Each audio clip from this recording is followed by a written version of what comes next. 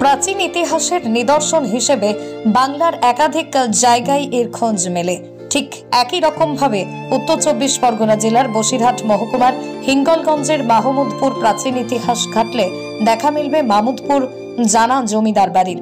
হিঙ্গলগঞ্জের কালিন্দী ও গৌরেশ্বর উভয় নদীর তীরে মামুদপুর জানা বাড়িতে একসময় প্রাচীন বাংলার কৃষি বাণিজ্যের অন্যতম মাধ্যম ছিল। এই জমিদারি পত্তন করেন নন্দলাল জানা। জানা জমিদার এলাকার বাড়ির পণ্য নদী ও স্থলপথে কলকাতার চেতলায় বৃহৎ ধানের মিলে পৌঁছত, যা সেখানে ধান থেকে চাল প্রস্তুত হয়ে দেশ তথা বিদেশে রপ্তানি করা হতো। বর্তমানে এই জমিদার বাড়ির 4 বংশধরের মধ্যে অনাথ বন্ধু জানা ও নকুল জানার বংশধররা মামুদপুরে অবস্থান করলেও অন্য বংশধররা কলকাতায় থাকেন। বিশেষ করে বঙ্গদেশে 12 ভূঁইয়ার সময়কালী রাজা মান সিংহের সময় এই জমিদারি পত্তন হয় এবং সুদীর্ঘ 300 বছরের কালে ব্রিটিশ রাজত্বে সেই জমিদারি শেষ হয়। এই জমিদার বাড়িতে কালী পুজোয় ধুমধাম করে প্রাচীন রীতি মেনে পুজো অর্চনা করা হয়। বর্তমানে এই জমিদার বাড়ির বেশিরভাগ অংশই ভগ্নাশয় অবস্থায় পড়ে আছে, তবে দূরান্ত থেকে অনেকেই দেখতে আসেন। হিঙ্গলগঞ্জের মামুদপুরের প্রাচীন এই জমিদার বাড়িকে সংস্কার করে পর্যটন কেন্দ্র গড়ে তোলার দাবি জানান স্থানীয়রা।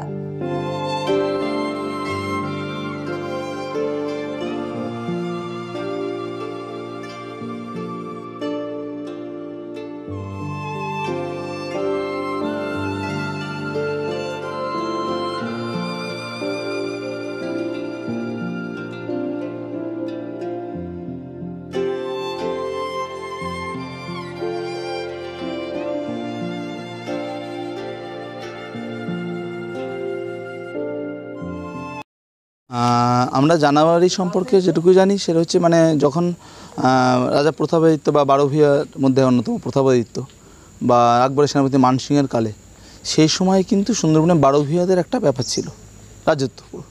তো তারই অন্যতম একটি জানাবাড়ি হিসেবে দেখা গেছে এবং আমাদের হিঙ্গলগঞ্জে মামুদপুরে এবং তার উত্তরসূরি কিছু কিছু আছে এখনও।